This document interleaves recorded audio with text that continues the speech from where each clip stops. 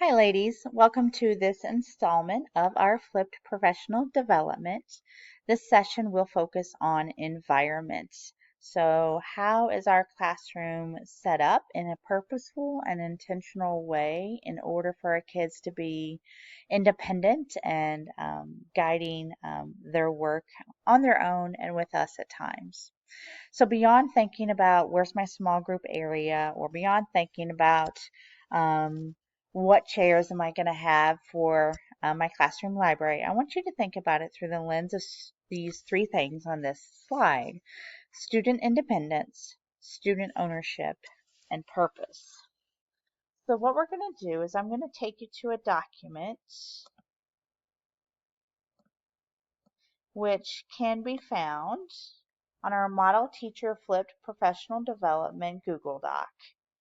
And I want you to click on the document that says Classroom Environment Checklist, and it's going to take you here.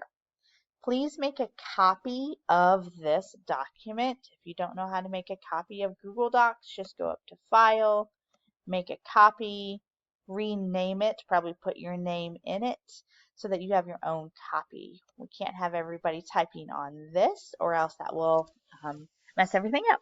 So make sure you make a copy. I do love the Debbie Miller quote at the top where she says, "I believe that classroom environments are most effective when they are literate and purposeful, organized and accessible, and most of all, authentic."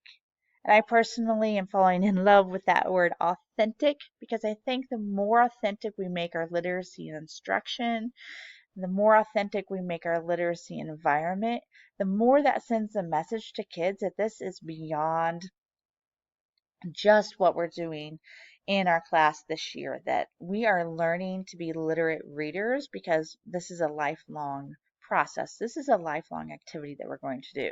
So the more authentic you can make it, the more that message is being sent.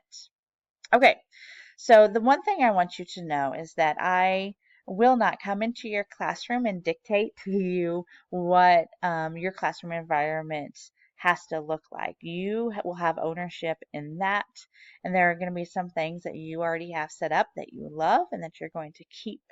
The purpose of this document is only to cause reflection for you in some things that you might want to modify or work towards in regard to your classroom environment.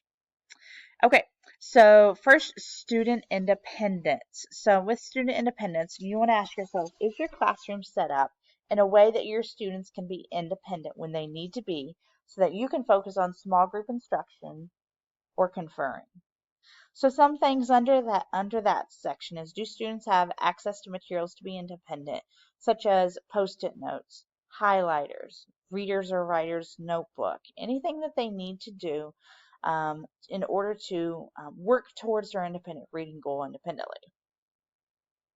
The next one is in regard to classroom libraries. We are going to talk more about libraries here in a minute, but all I want to say on that one is that one talks about your classroom library being partly leveled. I am a believer in that because I believe that scaffold really helps our kids. My experience comes from third and fifth grade, and I had so many third and fifth grade students who really had little idea of how to find good fit books. And these are older kids, so I do see benefit in having an partly leveled classroom library in all grade levels just to give that scaffold. With that said, I'm not a believer in students going to level M, a level M book bin, let's say, or a bookcase and saying, okay, I can only get books from this section. I do not think that kids have to be stuck in a level, that there's a range of books that they're going to read, and that's what they need. So next, are there comfortable areas in the room that students can select to work and read independently? So this is super important. There's actual research that shows that the comfortableness of your classroom library, how inviting it is, the lighting that you use, the authenticness of it increases the amount of reading that your kids do. So spending time on decorating your classroom library is not fluff. There is research behind the power of that. Student ownership is next. Have students had a role in designing the library? So some teachers are comfortable with that and some are not as comfortable with that. One idea, if you want to jump into that, it's called a classroom library dump. So basically, what you do is you just take your library books and you just dump them on the floor and you let your kids decide how to organize your classroom library. It's a phenomenal way to give them student ownership because otherwise it's the teacher's library. Well, you don't want them to think that. You want them to think that it's their library. That creates community and gets them excited about books. During that book dump, they'll be talking about the books too, which gives you a chance to get to know your kids and get to know your readers and what their interests are. It also allows you to see leaders emerge. You begin to see your shy students, your maybe introverted students, which that's another topic, the difference between shy and introverted. They are not the same thing. Um, so it's just a phenomenal activity, and then they actually put it back together, and then they know where everything is at. So does your classroom library reflect the interest of your kids? Are there anchor charts made with the kids and posted? Do your students have a voice about how the classroom looks and feels? And then purpose. Is there a meeting area with a rug? You don't necessarily have to have a rug, but a meeting area for your mini lesson. Are there areas in the room for small group, meaning guided reading or strategy groups? Side note on that, I'm not a big believer in kids coming to you to confer because you're potentially interrupting their level of engagement. They chose a comfy spot for independent reading for a purpose because it's where they hopefully thought that they would be successful and be able to be engaged in their book. So go to them during that conferring time and don't interrupt that engagement or interrupt it in the least way possible. Are all charts purposeful and reflect the current unit of study? Are all teacher papers neatly stored? Is there a place for students to share the books that they're reading? So peer book recommendations, as we talked about in the engagement um, professional development video.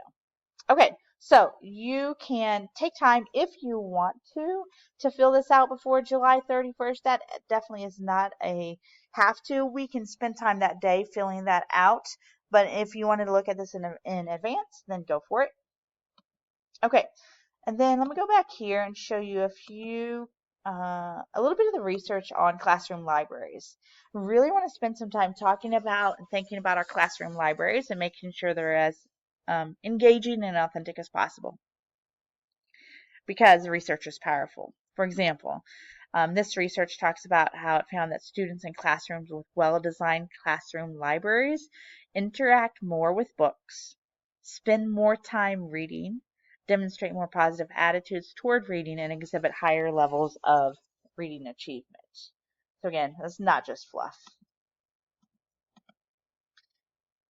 Another one here, the most important finding is that reading leads to everything. According to a global research study initiated by the ILA, students' attitude toward reading, frequency of leisure reading, and diversity of reading materials were significant variables in not just reading achievement, but also academic achievement as measured by grade point average. So frequency of leisure reading, diversity of reading materials, particularly diversity of reading materials is getting at your classroom library, making sure that it's addressing the diverse needs of kids in your class. And then Richard Allington, love, love, love, love his work. And Anne McGill Franzen reminds us that children must have easy, literally fingertip access to books that provide engaging, successful reading experiences throughout the calendar year. So this means your school library is important, but it is not the only library that your kids need. They need those books at their fingertip, as close to them as possible, and they're guaranteed, not guaranteed, the research shows that most students will read more. Okay, so what I want you to do next is go back to that model teacher flipped PD document. There are two checklists there. Primary checklist for your classroom library.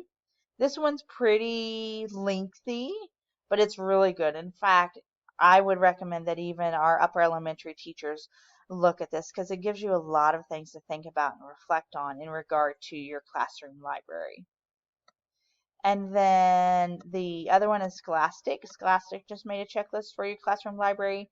Things to consider, including number of books that you need, which books you need to keep and which you might need to get rid of, balance of fiction and nonfiction, things like that. So either one of these, both are great to look at.